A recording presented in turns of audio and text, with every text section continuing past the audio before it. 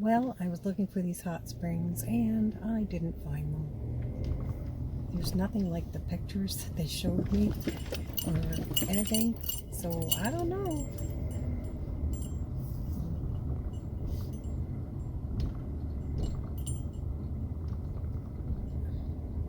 I guess I will wander somewhere else.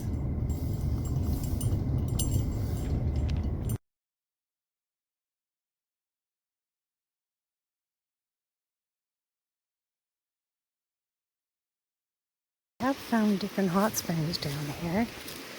I'm gonna go to the farthest one first. See how busy it is. Because the front ones are quite busy. Oops.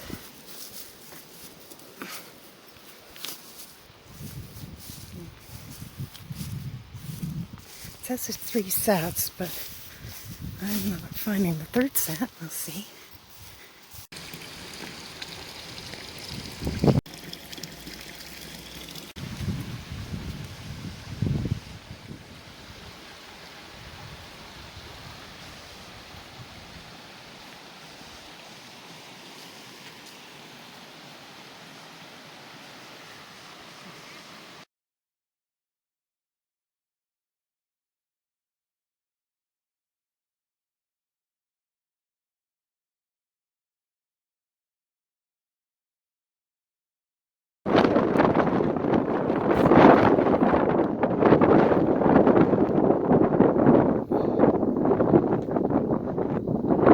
The ruts from the wagon trains.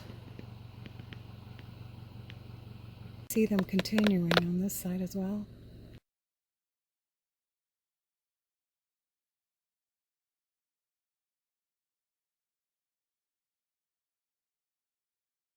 I had a good sleep in that pullout last night, and I was able to cook breakfast and have coffee this morning. And now I'm just heading to the ruins of Fort Union. I'm almost there, and I'm just going to wander around some ruins and study a little history.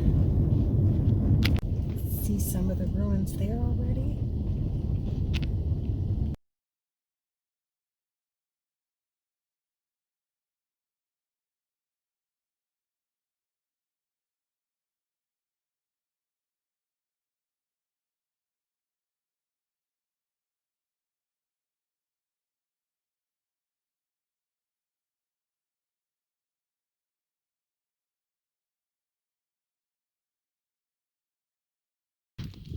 So there were 3 forts. The first Fort Union was from 1851 to 1861. The second one was just a year, 1861 to 1862.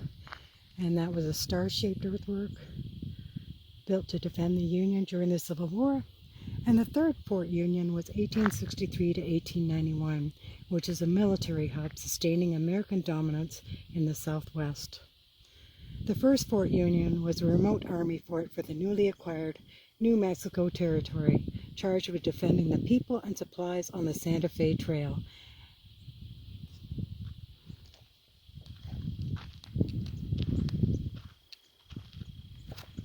There are 23 tribes of Native Indians in New Mexico. Right here is the Santa Fe Trail, and this is the direction it would have gone. I guess there are still wagon trail marks that you can see, and would have gone that way. And I slept right beside it last night. First Fort Union was just like a typical army post, but that was okay just to protect the Santa Fe Trail. But to keep Confederate hands off the gold fields of California and Colorado, they had to build a new star-shaped fort that was capable of standing up to an enemy armed with a powerful cannon. You can still see some of the trenches that they built in this open land here that would have surrounded the fort.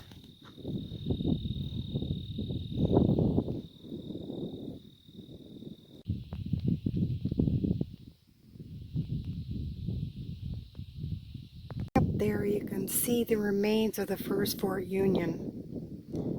They just threw up buildings made from logs and uncured rough sawn lumber in the summer of 1851.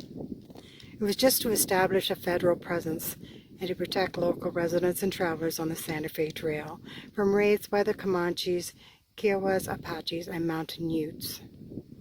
It was the headquarters for the entire 9th Military District, later renamed the Military Department of New Mexico. I wonder if you can get up to those buildings. I'll have to find out. Oh, sorry, move the camera. This was the largest U.S. military base in the late 1800s for over 500 miles. And this is the remains. So this is like from 1866. Lots of fireplaces, lots of buildings. Have to watch for rattlesnakes too.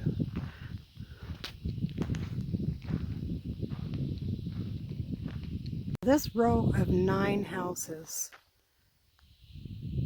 each building held 2 apartments, shared a common kitchen and a dining room, and these were quarters for the officers.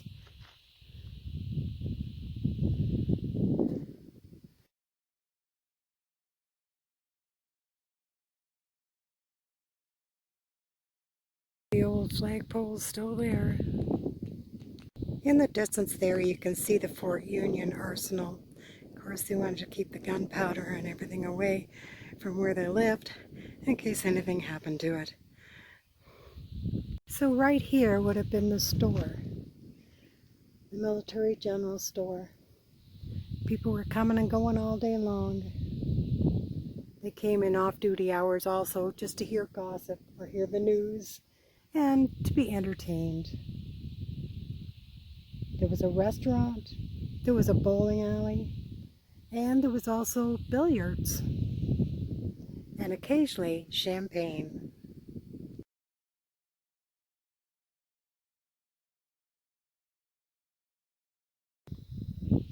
Sundial.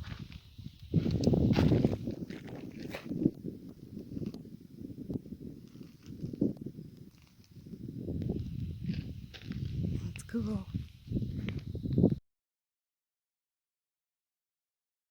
Meridian and latitude mark explorations west of the, I don't know if that's the 10th meridian, War Department. Can't read what number that is, it's been flaked away. The Fort Union Depot had 400 acres of storehouses, granaries, offices, shops, corrals, stables, haystacks, and woodpiles. And he did his work from the quartermaster office, a 4-room building, which was right here.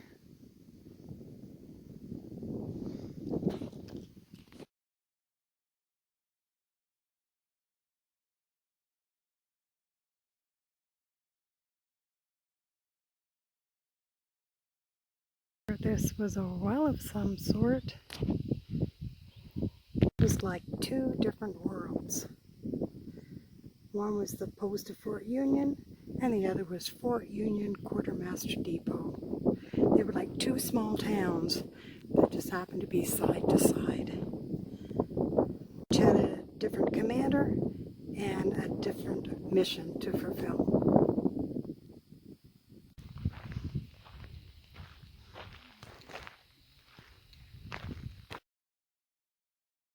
Five warehouses.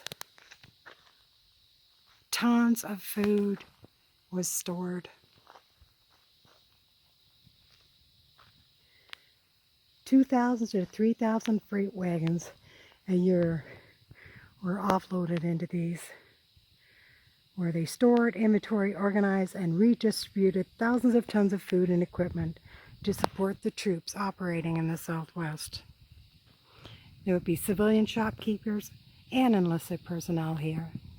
All kinds of food, furniture, lamps, everything, ink. And this is a typical shipment. I'm not going to read it all, but wow.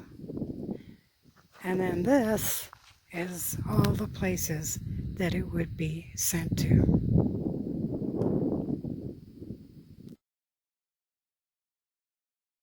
20 Teamsters with Army contracts. This corral was the end of their 800-mile journey across the Great Plains. Some freight companies continued on to Santa Fe another 80 miles.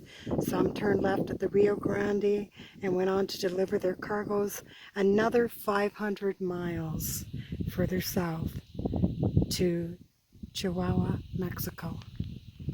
Wow.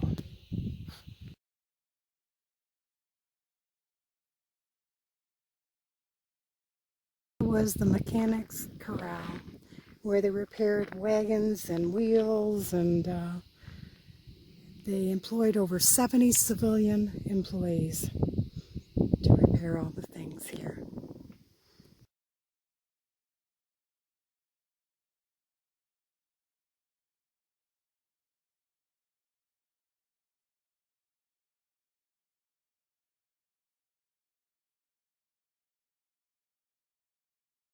The privies, I guess many objects were found in them. I guess they get lost when you go. I guess that would be like today, dropping your phone in the toilet. Some of the items, bowls, a gun even, bottles, an old boot that they found in here. Wow, this sounds like a hard job for $13 a month. U-shaped barracks sheltered a company. There would be 2 squad rooms with 21 bunks in each. A kitchen, ration room, a company mess hall, a storeroom, an ordnance room for guns and ammunition, and an orderly room.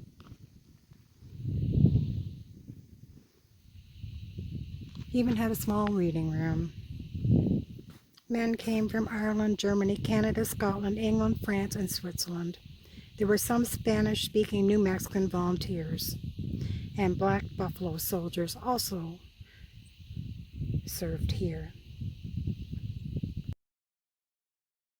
The building there was the guardhouse, and then this was where the horse thieves or the thieves or whatever criminals would be put into. And they used this for 20 years. Those cubicles look very small. Hope you don't have claustrophobia. Remnants of 11 18 by 20 foot apartments. The married sergeants, corporals, and privates lived in these one-room homes with their wives and children. Their homes were known as Suds Row because their wives were laundresses. Now, it was very hard to be married and be here. Ruts through here are part of the Santa Fe Trail. They're etched through the landscape. This hospital was built in 1864 and cost $45,000. It had 6 wards and had from 10 beds up to 126 beds over its life. There were 2 doctors, 2 stewards, a cook, 2 nurses, 3 hospital matrons, and they treated and nursed both soldiers and civilians. So like in a typical month, they would treat 425 patients, 106 D6 that would be hospitalized. And the civilians had to pay 50 cents a day for treatment.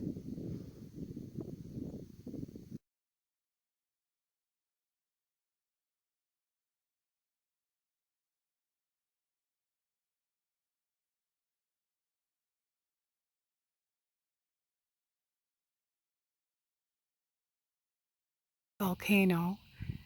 You can see beside it remains of the lava flow, which was a dark colored cap rock.